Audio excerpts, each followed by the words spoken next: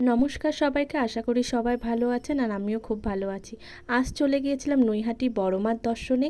আর station থেকে বেশি দূর নয়, আপনারা হেঁটেও যেতে পারেন বা রিক্সা বা টোটো করেও যেতে পারেন। আমরা রিক্সা করে গেছিলাম আর আমরা মন্দিরে দাঁড়াইনি, আগেই পুরো ঘাটে গেছিলাম। ঘাট থেকেই আমরা মন্দিরে ডাইরেক্ট যাব। ঘাটেও চলে গেছি, ঘাটের ভিউটা অসাধারণ। এখান থেকে আমি একটু জল ছিটিয়ে নিয়েছিলাম, তারপরে ডাইরেক্ট মন্দিরে গেছিলাম।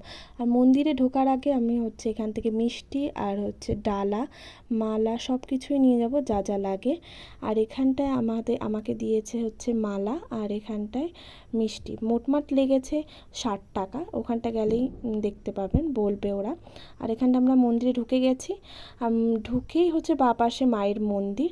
আর মাকে দেখো কতটা অপরূপ লাগছে, আর মা তো মাই হয়। আর মা খুবই অপরূপ সুন্দর লাগছে মাকে।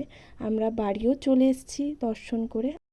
আর ওখান থেকে আমি মায়ের ফ্রেম নিয়ে এসেছিলাম। আর দেখো কত অপরূপ সুন্দর লাগছে মাকে। তোমরা বলো কেমন লাগছে।